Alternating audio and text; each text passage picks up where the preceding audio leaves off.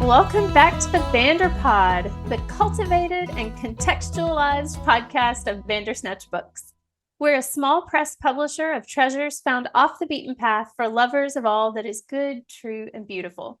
I'm Rachel Donahue, your host for today.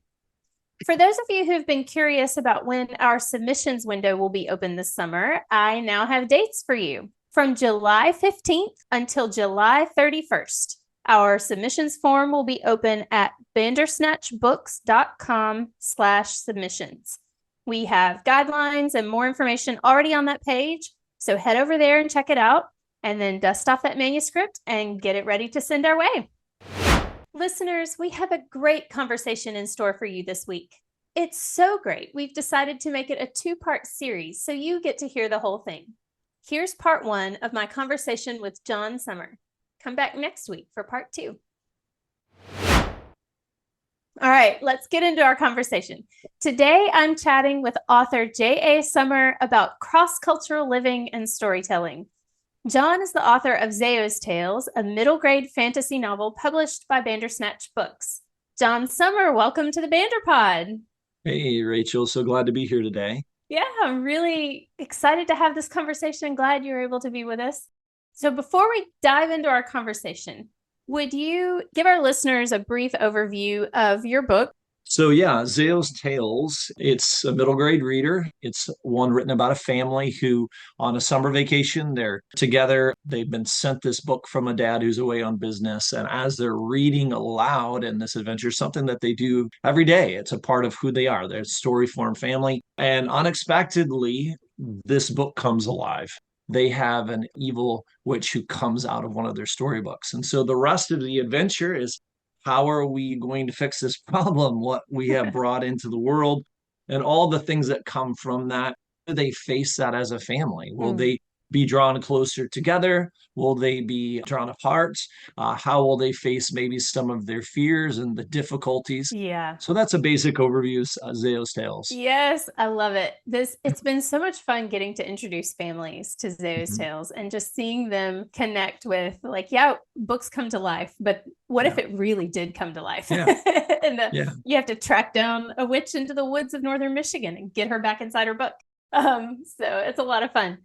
Would you briefly share the story behind Zao's Tales? Because Yeah. I absolutely love it. Really, the story of Zao's Tales grew out of our family. My wife and I live overseas. We're missionaries in West Africa.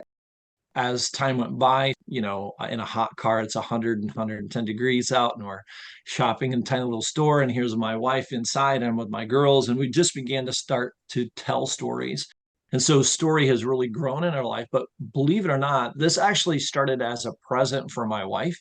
So we always try to do things for each other. And one year for Christmas, we were about 6 months out. My kids and I were talking, and we're like, "All right, what do you want to do for mom?" Well, we want to do a story. Okay, but you're going to write it. Okay, so we began to kind of think about the process, and we were trying to decide how we're going to do this. And so, anyway, how it ended up working is my kids said, "All right, we're going to go and online and we're going to pick all these pictures and then you get to write the story."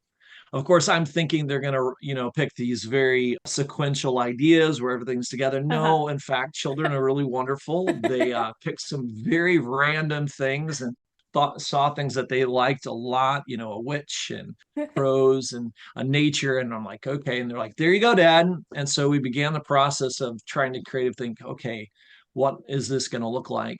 And started the writing process, and in the beginning never had any desire or even thought of publishing it, and Mm-hmm. began the process of writing, and it was growing and growing. Of course, our family's greatly involved in this. The four main characters are my girls, and Mm-hmm. then my wife also, but they're in it. No, it took a little creativity because my daughter McKay, who now is a very rambunctious 10, almost 11-year-old, was only 2 at the time. And I was trying to figure out how to incorporate her into a story. And so we turned her, by the way, writing can be strangely prophetic sometimes.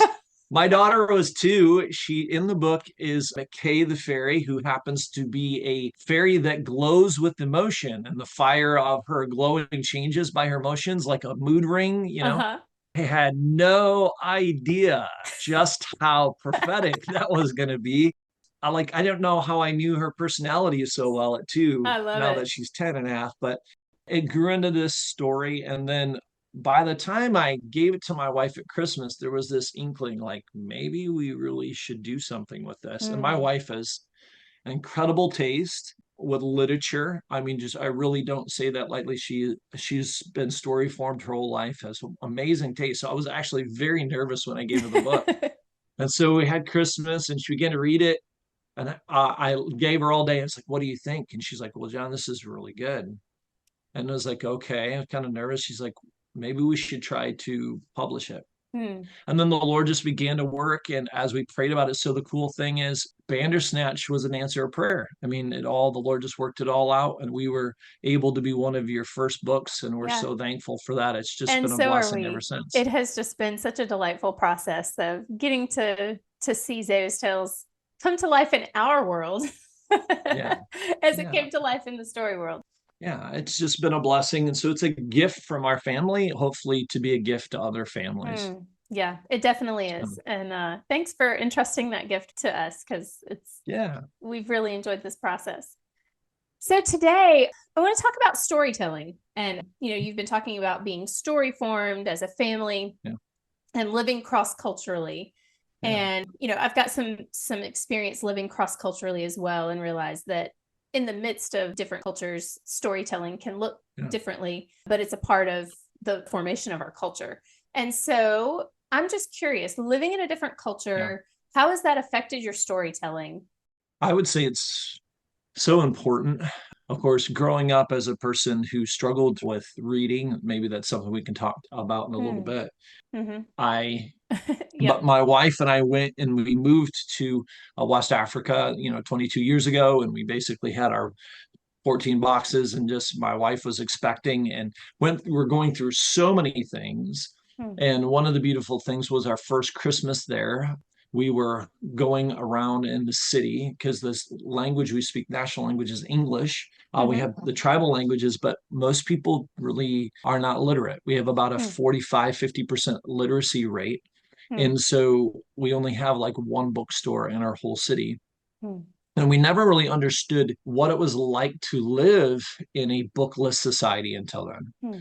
I mean, this has greatly altered the way that we think about stories, to the point now that we even have our own private library that we've been cultivating over the last 20 years. Hmm. We have about 3,500 volumes of living books, It's and amazing. try to that's a ministry to all the people in our church. We're able to start a library, small library there at the church, just beautiful books that they can read of all different kinds. Hmm. But I would say one of the things culturally, first of all, is that every society had its stories. Hmm. Now, for most people, and when you find out until the printing press and Gutenberg, everybody was an oral storytelling society. Mm-hmm. That's what you just did. That was a part of life. It was who you were. It connected the past Hmm. with the present and Yeah. gave meaning to the future. It was how culture was conveyed, how religion was conveyed. Hmm. So Anansi tales are like the tales of West Africa. Mm-hmm. And so Anansi is actually the Santi word for spider. Yeah. And so it's Anansi stories are the spider stories. And so it's about a spider from West Africa that's very cunning. And he's not really a good guy, not really a bad guy. He's a guy who gets ahead by his wits. And sometimes he Hmm. gets in trouble and sometimes he doesn't get in trouble. That's what the Anansi stories are. So it's actually Yeah. from a local word. It's, believe it or not, those morphed into the Brer Rabbit tales. So in this society, and through these things, so you have, like I said, the West Africa, you have the Anansi stories, and then you go on now from Anansi into the Aunt Nancy tales of the Caribbean, and then the Brer Rabbit tales. Every society has that. You have their fundamental Hmm.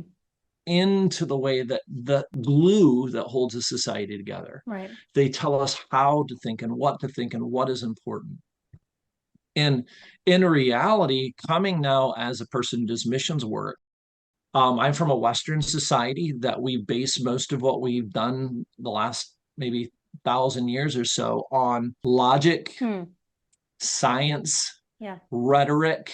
Yeah. And we think by arguments, we can convince the world of everything.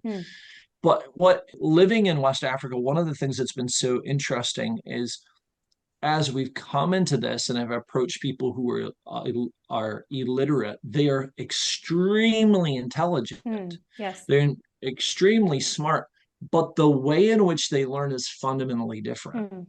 Going with a person who's an illiterate and giving them a complex logical argument, they get lost in that process. And then I began to follow Christ. Well, what did he do? Yeah. Well, he told stories.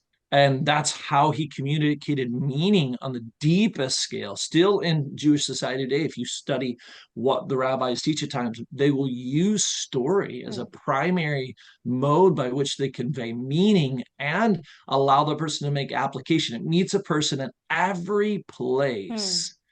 In every place where they're at, whatever level you're at, it meets you there. And so all these things have grown and become so important. So in storytelling, we've seen this, and we've sought to read the stories of our people to know where they're coming from.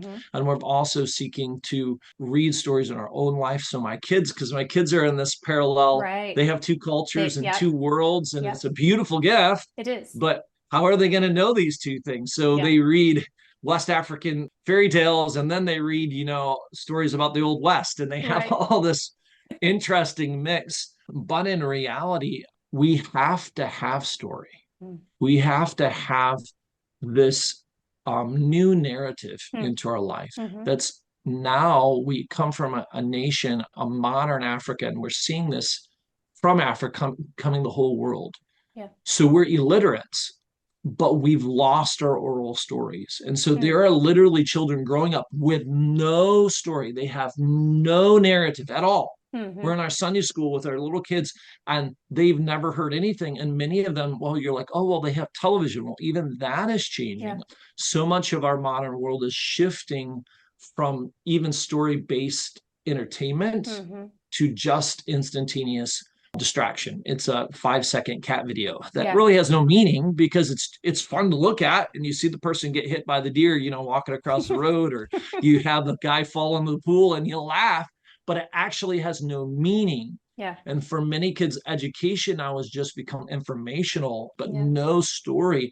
And so they have nothing binding them. They have no past because they lost that. They are distracted in their present, so they have no future. And what we found in Ghana is we're trying to give them the stories. Of course, the most important story of all, the narrative of all human history, which is the Lord Jesus Christ.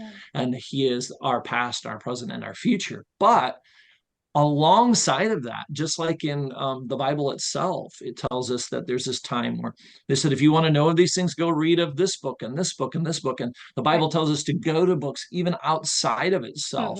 And these things form. And for example, we've seen with our own kids the need as they are navigating through this cultural world of back and forth between Africa. Story has helped them to do that and help them to have these wells to pull out of and say, hey, this is, oh yeah, this is like what I saw admin face, or oh yeah, this is what I saw that this person face. One of the things, for example, my daughter, as she's gone through change, she's so often talked about in the Wingfeather saga that was written by Andrew Peterson. And she's like, Dad, sometimes I feel like I'm in the fork factory. And I know exactly what that means, and she's like, I'm dealing with this. Okay, I'm in college. I'm in the fork factory. What do I do? But she's like, where she's different. And this is what I think you all are doing that's so beautiful in Bandersnatch, is the kids who grew up in the fork factory had no story. They had no song. So they're just there existing and willing to be ground down. But then I believe it's Janner, right? Now Janner is there, and he's like, he's so full of the stories his grandpa and his mom gave him and these songs. He's like, no, I will not accept this. I will not just exist.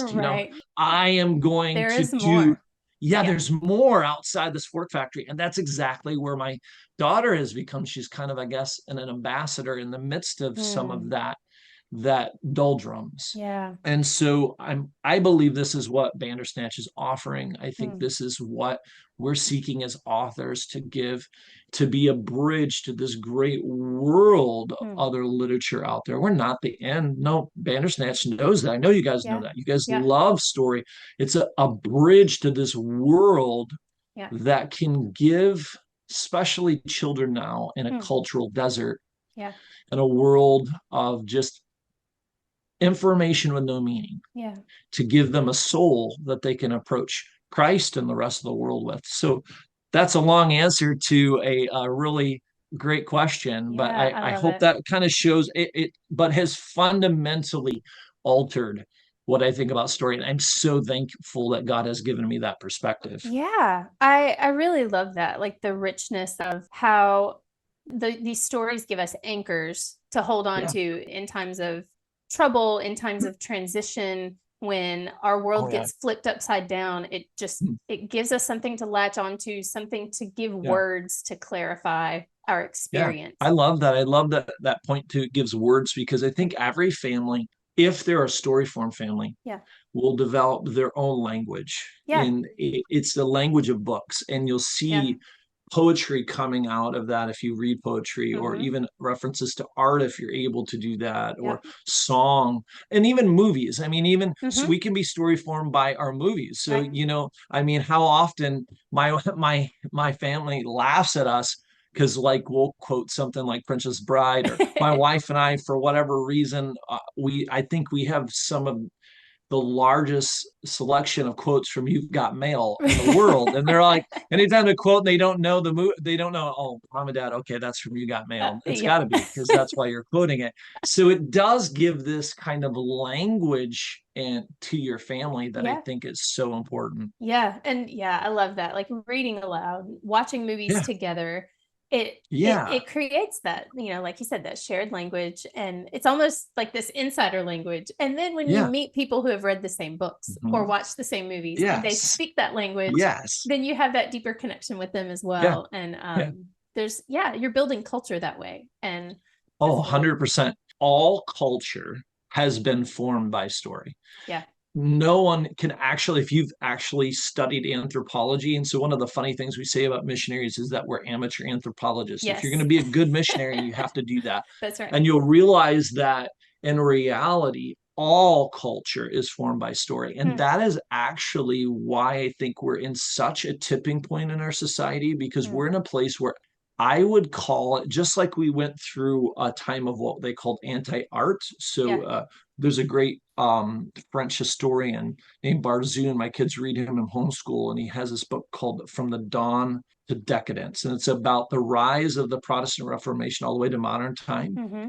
And he talked about how before World War One, there was this beautiful hope of the restoration of the world, even for humanists, even for people who were secularists. They thought they were coming into a brave new world. Yeah. For the people who were millennials, they felt like they were bringing in the kingdom. For Hmm. premillennialists, they're like, Christ is coming back. And everyone was on this high hope trip. And then all of a sudden the wars came and Yeah. people were disillusioned. And Yeah. with that came the anti-art movement. And Hmm. basically, like, look, there's no art. Art's not got value. It brought us to these things. All the stories we read, everything Yeah. we read brought us to this point. So we're chucking it all Yeah. and we're going to start all over again.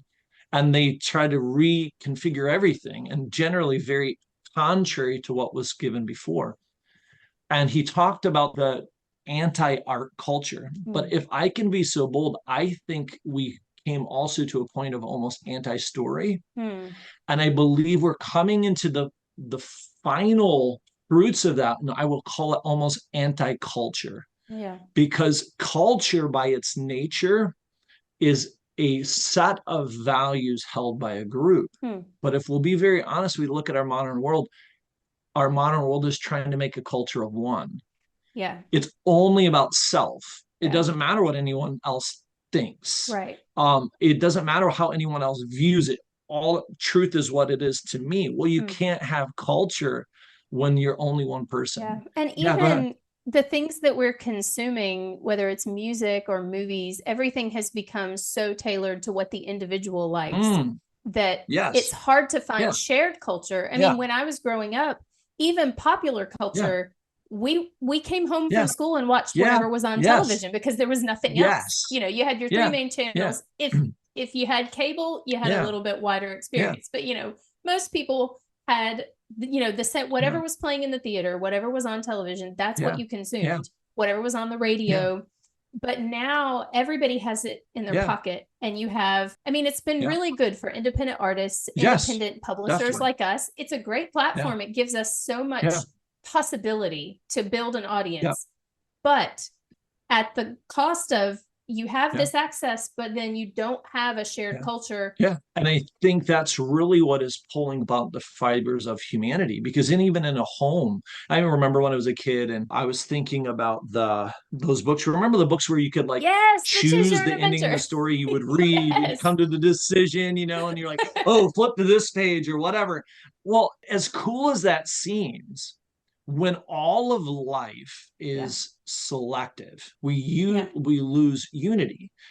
What has happened is there is that vacuum. And I think what you guys are doing is a form of holy rebellion against an anti-culture society. And Story has that beautiful way of meeting everybody right where they're at and drawing them together closer to where they need to be, intentionally seeking to build a culture in our own churches, our homeschool or Christian school movements, and just finding humanity again. Because that's one thing you lose when you lose culture, is you lose humanity and the chance to love your neighbor as yourself. So good thoughts. Thanks for listening in today. Tune in next week for the rest of this conversation as John and I discuss storytelling in different cultures and how he overcame dyslexia to be a writer. In the meantime, may you find bookish treasures in your wanderings off the beaten path. The Vanderpod is produced by Rachel S. Donahue, A.B. Donahue, and Carolyn Claire Gibbons. Audio engineering by S.D.G. Morgan. Artwork by Evelyn Warnamundi. Many thanks to our friend Chris Slayton of Son of Laughter for our theme song, Cricket in a Jar. We hope you'll check out our full catalog at bandersnatchbooks.com. Find links and more in the show notes.